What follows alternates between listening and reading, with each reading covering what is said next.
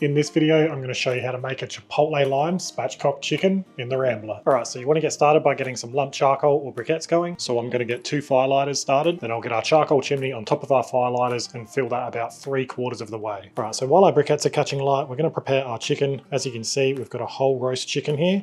What I'm going to do is just flip it over so we've got the backbone facing up. Then with a good set of poultry shears, we just want to snip either side of this backbone to take it out.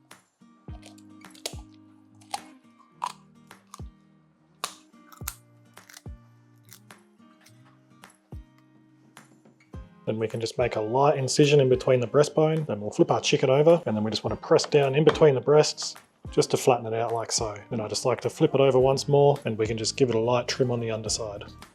And now it's all trimmed up, I'm just going to wash my hands so we can get it seasoned. So go ahead and get your chicken seasoned up in any sort of flavors that are going to complement that sauce. I'm just going to be using some of our steak shooter spicy rub, which will give our chicken a really nice color as well. Right, so we're just about ready to dump our briquettes in. So what we're going to do is just get our Rambler ready. So we'll open it up, take the cooking grates off, and now I'm just going to drop our charcoal basket to the lowest level. Then we'll dump our briquettes in and spread them out nice and even. And now we can get our cooking grates back on, followed by our chicken. Then we'll shut our lid and open up both of our vents. And now we're going to let our chicken cook away. I reckon we'll flip this every 5 minutes or so until it reaches an internal temperature of 165 Fahrenheit or 74 degrees Celsius in the thickest parts. Alright, and after 5 minutes we are ready for our first flip.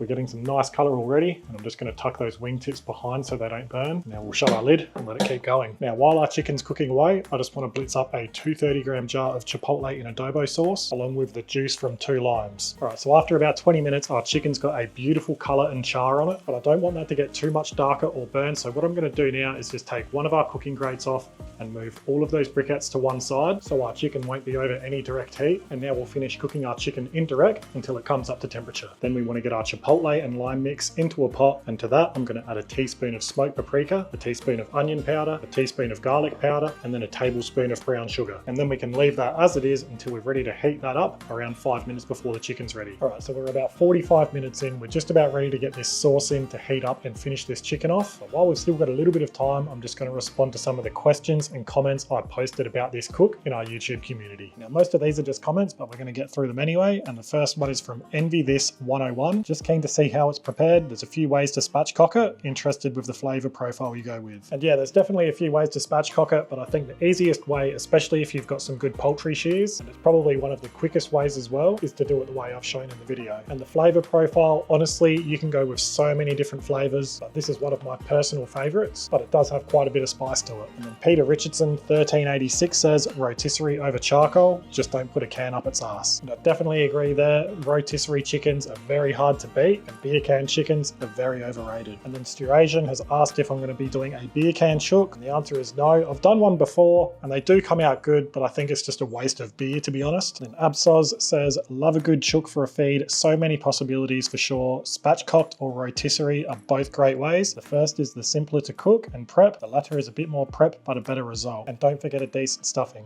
Whatever you do, enjoy the feed. Cheers mate. And I guess the beauty about spatchcocked chicken is they cook in pretty much half the time and you still get a really good end result. And then Smithers 1962 says, would be good to see your butchering skills with the kitchen shears preparing the chook. And if you've got a good pair of kitchen shears or poultry shears, it makes the job so much easier. As you've seen earlier in the video, those Victorinox poultry shears just got through that backbone with ease. And to be honest, taking out that backbone is probably the hardest part of spatchcocking a chicken, which is quite an easy task if you've got a good pair of poultry shears. Then there's a couple of comments about injected or pumped chickens, and I know there's a couple of brands out there that will inject or pump their chickens with flavoring, but honestly I think they're just trying to make some extra money out of some water weight. I honestly haven't looked too much into it, but keep an eye out on that if you are selecting a chicken or any other sort of protein. But it is an interesting topic and it's something I think needs to be more obvious on the packaging. So if you know more about it, feel free to let us know in the comments below. Alright, now that's all the questions and comments. I reckon we're just about ready to get this sauce on to finish our chicken off, so let's do it.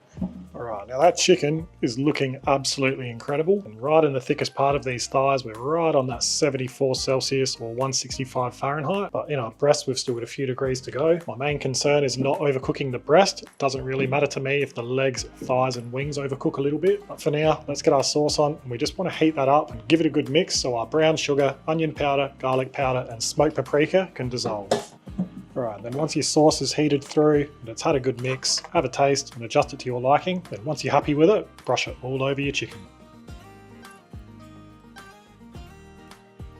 Might take that sauce out just so it doesn't burn. Then we'll shut our lid and give that sauce 10 minutes to set. And by that time, the breast meat should have come up to temperature as well. All right, and after 10 minutes, that sauce is set nicely and we're at 74 degrees Celsius in the thickest part of our breast.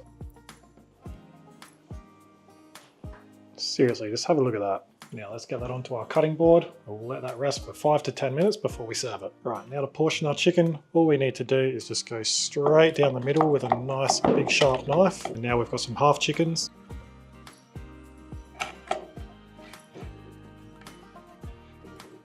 Then we can go in between the legs and the breast to quarter the chicken up. Then you can go into legs, thighs, breast and wings too. But I think what we're going to do now is have a taste.